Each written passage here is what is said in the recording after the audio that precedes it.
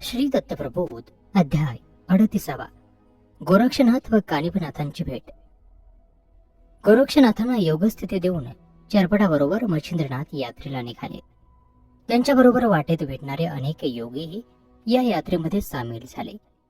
ठिकठिकाणी तीर्थक्षेत्र पाहत तेथे थोडे थोडे दिवस निवास करीत चरपट, चौरंग आणि मच्छिंद्रनाथ मल्हार देशात येऊन पोहोचले. मल्हार देश तीर्थांबाबत प्रसिद्ध होता. अनेक प्रकारचे पवित्र क्षेत्र तिथं होते. द्वादश मल्हार द्वादश स्थान म्हणून प्रसिद्ध होता. तो प्रदेशच अद्भुत होता, अतर्की होता, अगदी विलक्षण होता. इथं श्रीराज्य होतं. सर्व राज्य कारभार, दैनंदिन व्यवहार स्त्रियाच करीत असत. परिपूर्ण श्रीराज्याचा तो आदर्श होता. तिथल्या स्त्रिया पुरुष दर्शन सुद्धा घेत नसत. वायुसुधाचा भुभुकार तिथे होत नसे. तिथले पुरुष वीर्यहीन होते. सगळ्या स्त्रियाच तेथे उपजत असत. त्यामुळे कन्या परिवार अधिकच वाढत गेला. त्या राज्यात पुरुष टिकणं अगदी अशक्य होतं. म्हणून पुरुषांना त्या अधिकाधिक जपत असत. अलभ्य पुरुषाची प्राप्ती त्यांच्या दृष्टीनं महान विपत्ती होती. पण अशा या श्रीराज्यात दैवत आणि तीर्थ मात्र अपार होते. याच तीर्थांच्या दर्शनाला योगेश्वर आले होते. त्या राज्यातील स्त्रिया अत्यंत कामुक होत्या, अनिवार्य होत्या. त्या आपल्या सौंदर्यानं, विषय वासनेनं पुरुषाला भुरळ पाडून शक्तिहीन करत असत. आपल्या त्याला कब्जात घेत असत. आपली विषय वासना पूर्ण करून घेत असत आणि स्वामिनी बनत असत. ह्या सर्व गोष्टी मच्छिंद्रनाथांच्या कानी आल्या. आपण भलत्याच ठिकाणी येऊन पडलो हे त्यांनी ओळखलं. मनात कसलासा निश्चय करून त्यांनी चरपट चौरंगाला आज्ञा दिली की तू इथंच थांब, माझी वाट बघ, मी पुढे जातो, काय आहे ते पाहतो. पुढला देश अतिशय कठीण आहे असं वाटतं, म्हणून मी तुला बरोबर नेत नाही. तू या स्थळी राहूनच भिक्षाटन कर. इकडे तिकडे जाऊ नकोस. कुठल्याही मोहाला बळी पडू नको.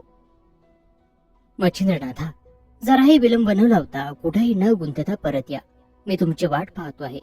मला देण्याला तुमच्याशिवाय कोणाचाच आधार नाही. अनाथनाथा, या चरपट चौरंग्याची उपेक्षा न करता, त्याला न चिडकारता माघारी या. चरपट चौरंग्या, मी लवकरच येतो, तोवर तू सांभाळून राहा.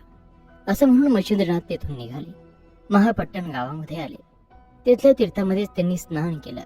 मोठ्या भक्तिभावानं देवाचं दर्शन घेतलं आणि पुढल्या क्षेत्री प्रयाण केलं. ते पोहोचले तेव्हा भर माध्यान्नीची वेळ होती. मच्छिंद्रनाथांनी भिक्षा मागितली आणि भोजन उरकलं. हाती किंगरे घेऊन ती वाजवीत मुखानं जयघोष करीत ते हिंडत होते. असंच हिंडत हिंडत ते श्रीपट्टणाला आले. श्रीपट्टणाचं वैशिष्ट्य म्हणजे त्या देशात सैनिकही स्त्रियाच होत्या, द्वारपालही स्त्रियाच, सगळी पुरुषांची कामं स्त्रियाच करत होत्या. जयघोष घात चाललेले मच्छिंद्रनाथ पहारेकरी स्त्रियांनी पाहिले. त्यांची ती उंच, धिप्पाड, राजबिंडी तेजस्वी मूर्ती पाहून त्याही मंत्रमुग्ध झाल्या, मोहित झाल्या. त्यांनी त्वरेने राजवाड्यात वर्दी दिली की आपल्या राज्यात एक अतिशय सुस्वरूप देखणा पुरुष आला आहे. ती वर्दी ऐकताच त्या देशाचे अधिपती राणी मंजुळा आपले दिव्य वस्त्रभूषण लेवून साज शृंगार करून मच्छिंद्रनाथांना सामोरे गेले. तिचं म्हणून त्यांच्या भेटीला अत्यंत उतावीळ झालं होतं. तिने आपल्या हाताने त्यांची पूजा केली, त्यांना स्नान घातलं, त्यांचे मंजूळ स्वरात स्तुती गोत्र गायली आणि भरजरी पालखी आणून त्यात त्यांना बसवलं. चौऱ्या ढाळत राजवाड्यात नेलं आणि राजसिंहासनावर बसून त्यांची पुन्हा राजपूजा केली. अशा प्रकारे रोज नित्यनेमानं पूजा अर्चा करून सतत त्यांच्या सहवासात राहून त्यांना आपल्या मोहक आणि मादक हालचालींनी उत्तेजित करून राणी मंजुळेनं त्यांना आपलंसं केलं, आपलं अंकित बनवलं. कामवासनेची ही काळजिव्हा असलेली मगरी एकदा का झडप घालून बसली की तिची मगर मिठी कधीच सुटत नाही. ती मोह कामिनीची अस्वली बनून गुदगुल्या करत प्राणांचं हरण करते. स्त्री म्हणजे खरी दारुण विषय शिखा. ते पुण्य कारण जाळून टाकते. तसंच त्या मंजुळेनं मच्छिंद्रनाथांच्या तपश्चर्येचं केलं. एका एकेच्छित स्त्रीच्या मोहापायी हा योगी तपश्चर्येला आचवला, मोहबला गेला, दीन झाला, योग साधना विसरून गेला आणि पूर्णपणानं तिच्या अधीन झाला. तिच्या सहवासात रममाण झाला, रतिसुखामध्ये मग्न झाला. दिवसामागून दिवस उलटले, वर्ष लोटली. इकडे हा चौरंगी गुरुची वाट पाहत तळमळत बसला होता. डोळ्यामध्ये प्राण आणून बसला होता. चातकासारखी वाट पाहत होता. गुरुला मात्र कशाचीही शुद्ध नव्हती. तो प्रेमळेच्या सहवासात सुख उपभोगीत होता. मोठ्या आनंदानं प्रेमळ मच्छिंद्रनाथाबरोबर ती संसार करत होती. आणि ह्या सुखात भर म्हणून मंजुळेला मच्छिंद्रनाथांपासून एक मुलगाही झाला. ह्या मुलाचं नाव मेनी असं ठेवण्यात आलं. हा पुढे अतिशय कीर्तिवंत झाला.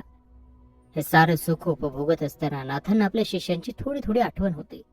त्यांच्याबद्दलचा सारा वृत्तांत मच्छिंद्रांनी मंजुळेजवळ सांगितला होता. तेव्हापासून तिला सतत भीती वाटायची की या 2 शिष्यांपैकी कोणीतरी येईल आणि त्याला परत घेऊन जाईल आणि आपण परमसुखापासून वंचित होऊ. आपलं परमनिधान आपल्यापासून दूर जाईल. आणि म्हणून तिनं आपल्या राज्यात कडक फरमान काढलं होतं की कोणत्याही पुरुषाला या राज्यात प्रवेश करता येणार नाही. फरमानाबरोबर तिनं कडक बंदोबस्तही वाढवला होता. हे फरमान काढण्याचं कारण कोणाला समजलं नव्हतं, पण कोणताही परका पुरुष त्या राज्याचे वेस ओलांडून आत येऊ शकत नव्हता. सर्व देशभर भ्रमण करणारा जालंधरनाथांचा शिष्य कानिफ हा त्या श्री राज्यावरून येत होता. तेव्हा त्याला मच्छिंद्रनाथांची हकीकत कळाली आणि केवळ योग साधना करून माणसाला इंद्रिय दमन करणं शक्य होत नाही, तो योगभ्रष्ट होतो, माया मोहामध्ये गुरफटून जातो हे त्याला वाटलं. कानिफनाथांना मच्छिंद्रनाथांची ही अवस्था समजल्यानंतर त्यांना अतिशय वाईट वाटलं, पण त्याच्या हाती काहीच नव्हतं. कानिफनाथ तसेच पुढे निघाले. वाटेत त्यांना आपल्या सद्गुरूची आतुरतेनं वाट पाहणारा चौरंगी भेटला. असं म्हणून त्यानं आपल्या गुरुची चौकशी केली. कानिफनाथांना कानी आलेली वार्ता चौरंगीला सांगणं नाईलाजानं भाग पडलं. ती वार्ता ऐकून तो धाई धाई रडू लागला. आता माझ्या सद्गुरू रायाला कोण सोडवणार, त्यांचं कसं होणार, असं म्हणून तो शोक करू लागला. तेव्हा त्याला गोरक्षनाथांची आठवण झाली.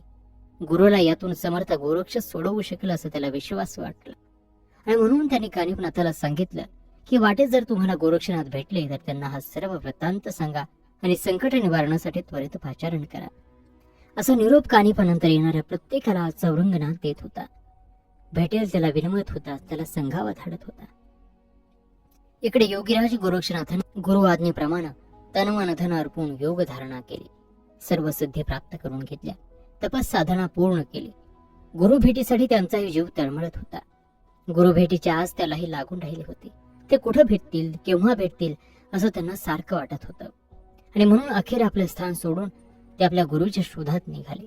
अनेक तीर्थक्षेत्र हिंडत धुंडत गुरुला पाहत निघाले, पण कुठेही मच्छिंद्रनाथांची भेट झाली नाही.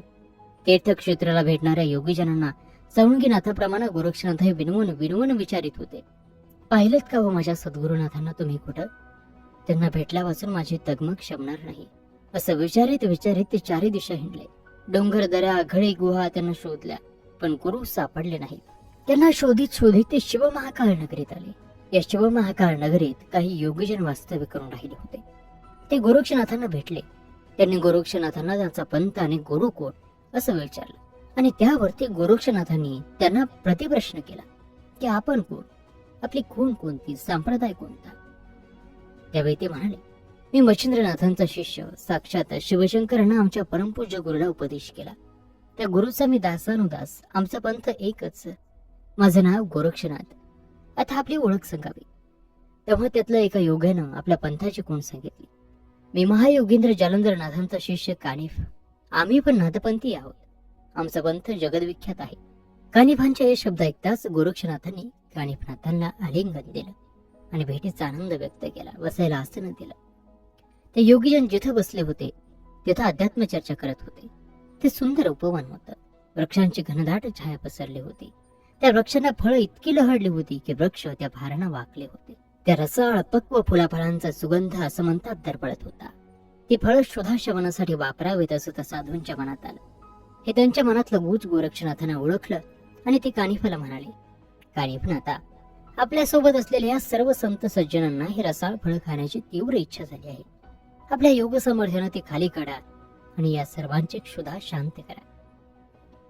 गोरक्षनाथांचं हे बोलणं ऐकून कानिफनाथ म्हणाले, आपल्या गुरुची दीक्षा महान आहे. त्याचे योग साधनही अपार आहे. आपण त्यांचे शिष्य आहात. आपणच झाडाला जराही धक्का न लावता ही फळं खाली काढावेत आणि सगळ्यांना द्यावेत. कानिफांचे हे शब्द ऐकताच गोरक्षनाथांना आपल्या योग सामर्थ्याच्या जोरावर झाडाला जरा सुद्धा धक्का न लावता सर्व पिकलेली फळं काढली. जमलेल्या साऱ्यांनी ती नवल करीत पोटभर खाल्ली आणि तृप्तीचा ढेकर दिला.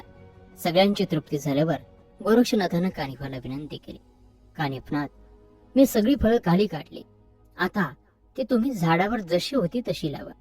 त्यावरती ते म्हणाले, गोरक्षनाथ, ही योगलीला तुम्हीच करू जाणे. आम्हाला हे असं करता येणं शक्य नाही. या सिद्धीच्या व्यापात आम्ही सापडलेलो नाही.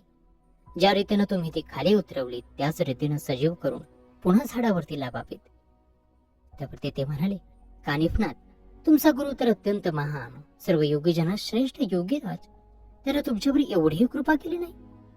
हे सिद्धी सामर्थ्य तुमच्या अंगी नसताना तुम्ही स्वतःला योग्य कसं म्हणून घेता? आणि योग्य म्हणून जगात भूषण काय मिळवत आहो? एवढ्या महान योगाची दीक्षा घेऊन शेवटी उपयोग काय? माझ्या सद्गुरूचं सामर्थ्य किती प्रबळ आहे ते आता तुम्ही पाहाच. असं म्हणून गोरक्षनाथानं सर्व फळांच्या आठळ्या बिया एकत्र केल्या. सद्गुरुरायांचं नाव घेऊन त्या सगळ्यांवरती पाणी शिंपडलं आणि काय आश्चर्य, त्या सगळ्या आठळ्या बियांचं सजीव फळामध्ये रूपांतर होऊन ती होती त्या जागेत जशीच्या तशी लगडली. जमलेले योगीजन तोंडामध्ये बोट घालून तो प्रकार बघत राहिले. गोरक्षानं न राहून कानिफाला म्हटलं, आपण आपलं कुठलंच सामर्थ्य दाखवलं नाही. जर कोणतीच सिद्धी योग सामर्थ्यानं प्राप्त झाली नसेल तर आपल्या गुरुनाथाला जाऊन विचारा की आपल्या दीक्षेचा उपयोग काय? दीक्षा देऊन अखेर शिष्याला दिलं तरी काय? कानिफनाथ गोरक्षनाथांचं बोलणं शांतपणे ऐकत होते. ते शांतीचे सागर होते. इतकं वाकडं तिकडं गोरक्ष बोलत असूनही ते एक शब्द सुद्धा उलट बोलले नाहीत. त्यांनी गोरक्षाला बोलू दिलं आणि मग धीम्या स्वरामध्ये स्वतः बोलायला सुरुवात केली. आम्ही सिद्धीला बोलणारी, तिच्यापाठी धावणारी माणसं नाही. गोरक्षा, योगाला अवास्तव आणि प्राधान्य आम्ही कधीही दिलं नाही. आमचं वास्तव्य त्या अविनाशी तत्वाजवळ असतं. एक सद्गुरू जेवढा आम्ही जाणतो, सद्गुरू जालंधरनाथ. तुम्ही स्वतःला तुमच्या सद्गुरूचे दास समजता, विरक्त होऊन उदास स्वरूपात वावरता, पण लौकिकाची आस धरूनच आपल्या विरक्तीचं प्रदर्शन करता. ज्याला स्वात्मसाधनासारखी खरी चाड आहेत त्याला लौकिकाची पूर्ण अनावड असते. दुसऱ्या कशात त्याचं मन रमत नाही. तुमचा गुरु मच्छिंद्रनाथ, त्याची सर्व विलासभोगी प्रकार आम्ही जाणतो. तो एका सामान्य स्त्रीच्या मायामोहात गुरफटला गेला आहे. कामिनीच्या संगतीत पामराहून पामर बनला आहे. आणि अशा तुझ्या सद्गुरूचं बडीमार आणखी मी काय सांगू? मल्हार देशाच्या पिंजऱ्यात मच्छिंद्र रूपी पोपट्याला कामवासनेचा मधुर चारा भरवून ती सुंदरी त्याला खेळवते आहे. तुमचा गुरु कामिनीला बोलला, तुम्ही सिद्धीला अंगीकारलं, मग आम्ही साऱ्यातून उदास झालो, मुक्त झालो हे म्हणण्यात काय अर्थ आहे? कानिफनाथांच्या बोलण्यानं गोरक्षनाथ वरमला, पण तरीही उसना अवसान आणून ते म्हणाले, दिव्याखाली अंधार तसं आपल्या पायाखाली काय जळत आहे तेही आता बघावं. इतरांना दोष लावण्यात काय अर्थ आहे? तुमच्या जालंधरनाथांची कीर्ती आम्हीही ऐकून आहोत. एका स्त्रीला उपदेश देण्याच्या नादातच त्यांचा घात झाला. गौड बंगालच्या गोपीचंद राजानं एका विहिरीत त्याला गाडून टाकलं, पण मैनावती राणीला मात्र ह्या गोष्टीची खबर सुद्धा नाही. त्याचे शिष्य तुम्ही कानिफनाथ, तुम्ही त्यांना सोडवण्यासाठी काय करणार? हे गोरक्षनाथांचं बोलणं ऐकून कानिफनाथाला त्यातून जालंधरनाथांची खबर बात कळली आणि म्हणून त्यांना आनंद झाला. उठून त्यांना कोणताही अनुमान न करता गोरक्षनाथाला मिठी घातली आणि त्यांचे आभार मानले. गोरक्षा, आज तुझ्यामुळे मला माझ्या गुरुचा पत्ता कळला. तुझे अनंत उपकार झाले माझ्यावरती. गोरक्षनाथांनाही स्वतःच्या बोलण्याची लाज वाटली आणि त्यांनी कानिफनाथांची क्षमा मागितली आणि दोघांमधलं द्वैत संपवलं. ते आनंदाने परस्परांना भेटले आणि एकमेकांचा निरोप घेऊन आपापल्या गुरुला शोधायला आणि त्यांची संकटातून मुक्तता करायला निघाले. आणि याचबरोबरच श्री दत्तप्रबोध ग्रंथातील हा 38वा अध्याय या ठिकाणी समाप्त होत आहे. पुढील अध्यायामध्ये गोरक्षनाथांकडून मच्छिंद्रनाथांची सुटका होणार आहे, तेव्हा ती कथा पाहायला विसरू